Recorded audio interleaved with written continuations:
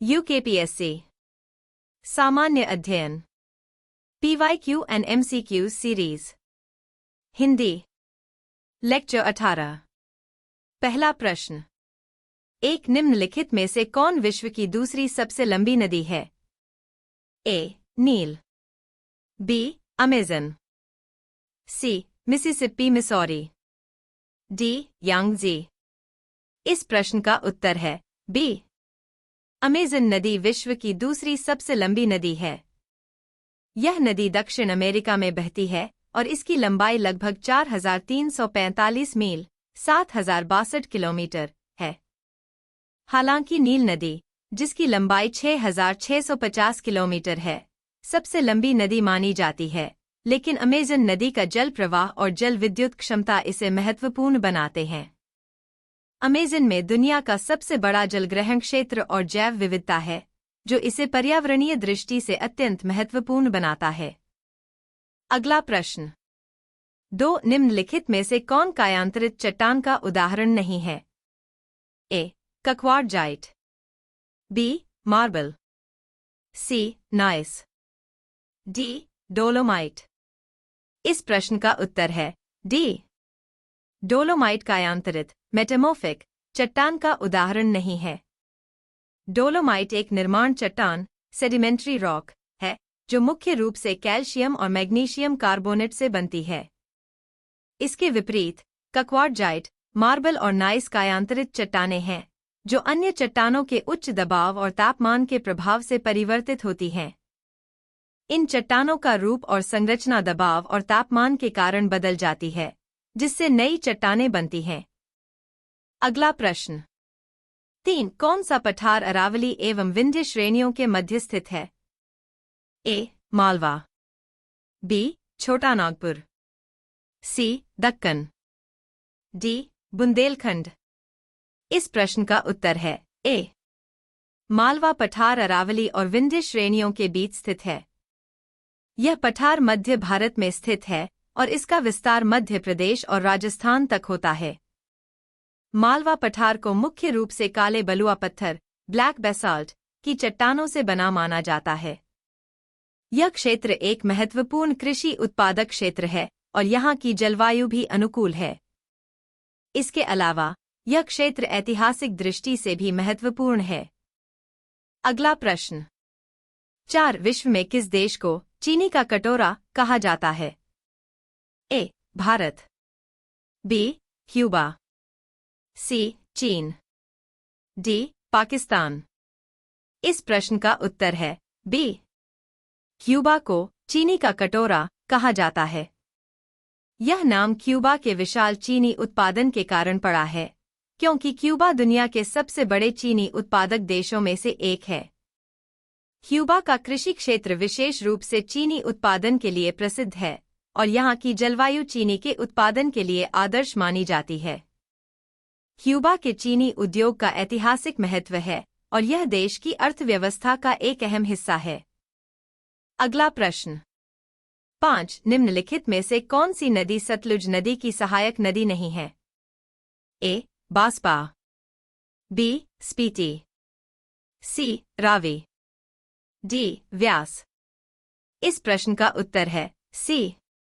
रावी नदी सतलुज नदी की सहायक नदी नहीं है। रावी नदी इंडस नदी प्रणाली का हिस्सा है और पाकिस्तान में बहती है, जबकि सतलुज नदी यमुना नदी प्रणाली का हिस्सा है। इसके विपरीत बांसपा, स्पीति और व्यास नदियां सभी सतलुज नदी की सहायक नदियां हैं। ये नदियां हिमालय क्षेत्र से निकलती हैं और सतलुज नदी में मिलती हैं, जो भारत और पाकिस्तान के क्षेत्रों से बहती है। अगला प्रश्न 6 निम्नांकित कथन किसने कहा वनस्पति जलवायु का सही मापदंड है? A. Koppen B. Stamp C. थानथवेट D. Koteswaram इस प्रश्न का उत्तर है A. वनस्पति जलवायु का सही मापदंड है। यह कथन कोपेन व्लादिमीर कोपेन ने कहा था। कोपेन ने जलवायु वर्गीकरण प्रणाली विकसित की थी, जिसमें वह यह मानते थे कि किसी क्षेत्र की वनस्पति या पौधे उस क्षेत्र की जलवायु का सबसे सही मापदंड होते हैं।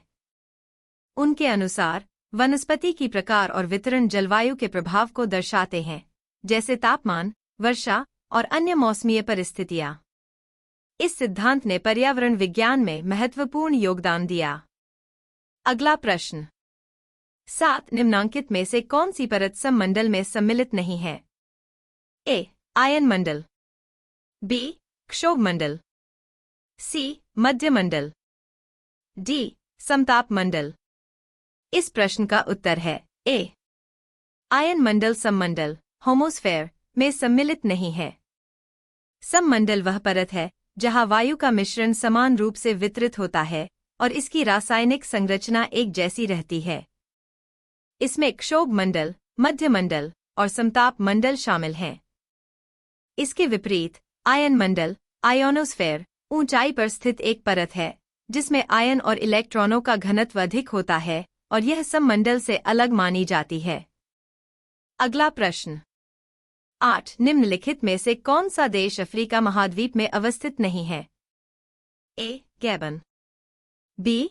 Guyana, C. Guinea, D. Guinea Bissau. इस प्रश्न का उत्तर है बी. गुयाना अफ्रीका महाद्वीप में अवस्थित नहीं है। यह एक दक्षिण अमेरिकी देश है जो अटलांटिक महासागर के तट पर स्थित है। इसके विपरीत गैबन, गिनी और गिनी बिसाऊ सभी अफ्रीका महाद्वीप के देशों के उदाहरण हैं। गैबन मध्य अफ्रीका में, गिनी पश्चिम अफ्रीका में और गिनी बिसाऊ पश्चिमी अफ्रीका के सहारा से दक्षिण में स्थित हैं। इन देशों का भूगोल और संस्कृति अफ्रीका महाद्वीप से संबंधित है। अगला प्रश्न। 9 भारत का पिट्सबर्ग है? ए. भागलपुर, बी. वाराणसी, सी. सिंदरी, डी. जमशेदपुर। इस प्रश्न का उत्तर है डी. जमशेदपुर को भारत का पिट्सबर्ग कहा जाता है। पिट्सबर्ग अमेरिका का एक प्रमुख औद्योगिक शहर है जिसे स्टील उत्पादन के लिए प्रसिद्ध माना जाता है। इसी तरह जमशेदपुर भी भारत में एक प्रमुख औद्योगिक शहर है और यहाँ की टाटा स्टील संयंत्र के कारण इसे यह उपनाम मिला है। जमशेदपुर का औद्योगिक विकास और यहाँ की स्टील उद्योग में महत्वपूर्ण भूमिका के कारण इसे पिट्सबर्ग के समान माना जाता है। यह शहर औद्योगिकीकरण और आर्थिक विकास का प्रतीक है। अगला प्रश्न। 10 माताटीला बांध किस नदी पर स्थित है? ए. नर्मदा, बी. सोन, सी. केन, डी. बेतवा। इस प्रश्न का उत्तर है डी. माताटीला बांध बेतवा नदी पर स्थित है। यह बांध उत्तर प्रदेश के झांसी जिले में स्थित है और इसका मुख्य उद्देश्य सिंचाई और जल आपूर्ति है।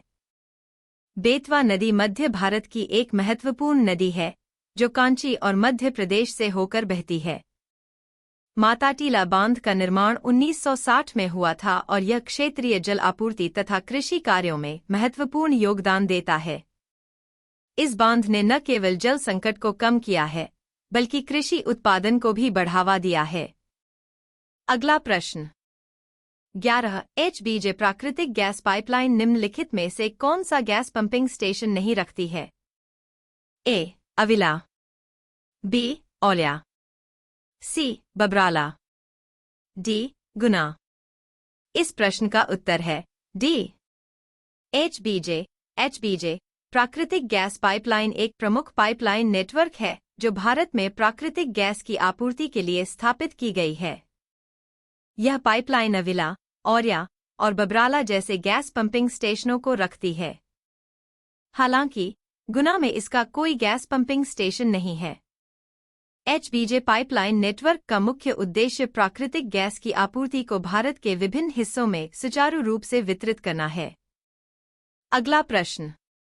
12 निम्नलिखित में से कौन सा राज्य 2011 में सबसे अधिक लिंगानुपात रखता है? ए. कर्नाटक, बी. गोवा, सी. तमिलनाडु, डी. आंध्र प्रदेश। इस प्रश्न का उत्तर है सी. तमिलनाडु राज्य 2011 की जनगणना के अनुसार सबसे अधिक लिंगानुपात लड़कियों की संख्या प्रति 1000 लड़कों के हिसाब से रखता है। तमिलनाडु में यह अनुपात 995 था जो अन्य राज्यों के मुकाबले बेहतर था। इस राज्य ने महिला सशक्तिकरण और स्वास्थ्य सुधार के लिए कई पहल की थीं, जिससे महिलाओं के स्वास्थ्य और शिक्षा में सुधार हुआ। इसके अलावा तमिलनाडु में महिला साक्षरता दर भी ऊंची रही है, जो लिंगानुपात में वृद्धि का कारण बनी। अगला प्रश्न 13 निम्नलिखित में से कौन सा द्वीप लक्कादीव द्वीप समूहों का अंग नहीं है? ए.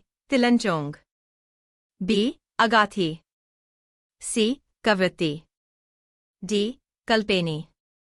इस प्रश्न का उत्तर है ए. तिलंचोंग लक्कादीव द्वीप समूह का अंग नहीं है। लक्कादीव, जो भारतीय समुद्र में स्थित है, 36 छोटे छोटे द्वीपों का एक समूह है। इसमें अगाथी, कवरत्ती और कल्पेनी जैसे द्वीप शामिल हैं, जो इस द्वीप समूह का हिस्सा हैं।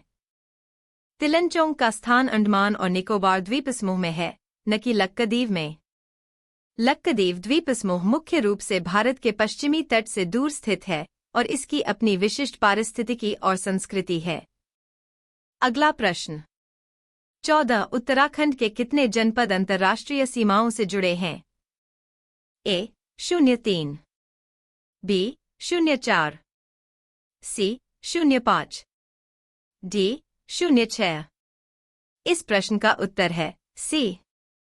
उत्तराखंड राज्य के 05 जनपद अंतर्राष्ट्रीय सीमाओं से जुड़े हैं। ये जनपद हैं: 1 पौड़ी गढ़वाल, 2 उत्तरकाशी, 3 चमोली, 4 पिथौरागढ़, 5 टिहरी गढ़वाल। ये सभी जनपद नेपाल और चीन, तिब्बत के साथ सीमा साझा करते हैं। इन जनपदों का सामरिक और रणनीतिक महत्व अधिक है, क्योंकि यहाँ की सीमाएं भारत की अंतर्राष्ट्रीय सुरक्षा के दृष्टिकोण से अत्यधिक संवेदनशील मानी जाती हैं। अगला प्रश्न 15 भारत की 2011 की जनगणनानुसार उत्तराखंड राज्य के किन जनपदों में 2001 से 2011 के दौरान नकारात्मक जनसंख्या वृद्धि दर्ज की गई? ए. टिहरी गढ़वाल तथा बागेश्वर में, बी. पौड़ी गढ़वाल तथा अल्मोड़ा में, सी. उत्तरकाशी तथा चंपावत में, डी. चमोली तथा रुद्रप्रयाग में। इस प्रश्न का उत्तर है बी. पौड़ी गढ़वाल और अल्मोड़ा जनपदों में 2001 से 2011 के दौरान नकारात्मक जनसंख्या वृद्धि दर्ज की गई थी। यह क्षेत्र मुख्यतः पहाड़ी इलाकों में स्थित है, जहां पलायन की दर अधिक रही है, जिससे जनसंख्या में कमी आई। खास तौर पर युवाओं का पलायन रोजगार की तलाश में अन्य शहरों या राज्यों की ओर हुआ है। इसके अलावा इन जनपदों में प्राकृतिक आपदाओं और कम होते कृषि संसाधनों ने भी जनसंख्या वृद्धि पर नकारात्मक प्रभाव डाला है। अगला प्रश्न 16 गोविंद राष्ट्रीय पार्क में सम्मिलित है? ए. भागीरथी नदी का उद्गम क्षेत्र, बी. भिलंगना नदी का उद्गम क्षेत्र, सी. यमुना नदी का उद्गम क्षेत्र, डी. टोंस नदी का उद्गम क्षेत्र। इस प्रश्न का उत्तर है डी. गोविंद राष्ट्रीय पार्क उत्तराखंड राज्य के उत्तरकाशी जिले में स्थित है और यह टोंस नदी के उद्गम क्षेत्र में सम्मिलित है। यह पार्क 1987 में स्थापित किया गया था और यह उच्च पर्वतीय क्षेत्र में स्थित है, जहां बर्फीले पहाड़, घने वन और विविध जीव जंतुओं का निवास है। पार्क में तेंदुआ, हिम तेंदुआ, कस्तूरी मृग जैसी प्रजातियां पाई जाती हैं। गोविंद राष्ट्रीय पार्क पर्यावरणीय दृष्टि से अत्यधिक महत्वपूर्ण है और इसे बायोस्फीयर रिजर्व के रूप में भी महत्व दिया गया है। अगला प्रश्न 17 निम्नलिखित में से कौन सा स्थान सिडकुल से संबंधित नहीं है? ए. रुड़की, बी. सेलाकुई, सी. सितारगंज, डी. हरिद्वार। इस प्रश्न का उत्तर है ए.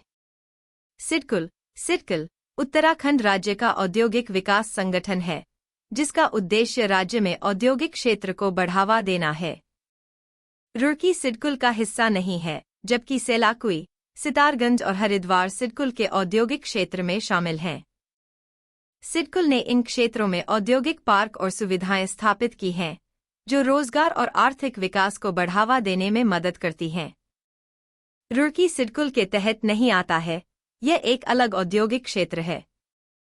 अगला प्रश्न 18 खैर, किस प्रकार के वन में पाया जाने वाला वृक्ष है? ए. उपल पाइन वनों का। बी. शीतोष्णकटिबंधीय वनों का। सी. उपोष्णकटिबंधीय वनों का। डी. शीतोष्णकटिबंधीय वनों का। इस प्रश्न का उत्तर है सी. खैर, अकेशिया केटेचु एक वृक्ष है जो उपोष्णकटिबंधीय वनों में पाया जाता है। यह वृक्ष मुख्य रूप से भारत, नेपाल और बांग्लादेश के उपोष्णकटिबंधीय क्षेत्रों में उगता है। खैर का उपयोग पारंपरिक रूप से लकड़ी, बांस और दवाइयों के रूप में किया जाता है। इसकी लकड़ी कठोर और मजबूत होती है, जो विभिन्न निर्माण कार्यों और सामान बनाने में उपयोग की जाती है। यह वृक्ष गर्म और आर्द्र जलवायु में अच्छा वृद्धि करता है। अगला प्रश्न। 19 कोदरमा किस खनिज के लिए प्रसिद्ध है? ए. लौह अयस्क। बी. अभ्रक। सी. जिप्सम। डी. बॉक्साइट। इस प्रश्न का उत्तर है बी. कोदरमा झारखंड राज्य का एक प्रमुख जिला है, जो मुख्य रूप से अभ्रक, माइका के लिए प्रसिद्ध है। यह क्षेत्र विश्व के सबसे बड़े अभ्रक उत्पादक क्षेत्रों में से एक है। अभ्रक का उपयोग इलेक्ट्रॉनिक उपकरणों, पेंट, सीलेंट और अन्य उद्योगों में किया जाता है। कोदरमा में अभ्रक खनन उद्योग के अलावा कृषि और वनस्पति संसाधनों का भी योगदान है। अभ्रक के साथ साथ यहाँ लौह अयस्क और अन्य खनिज भी मिलते हैं, लेकिन मुख्य रूप से यह अभ्रक के लिए प्रसिद्ध है।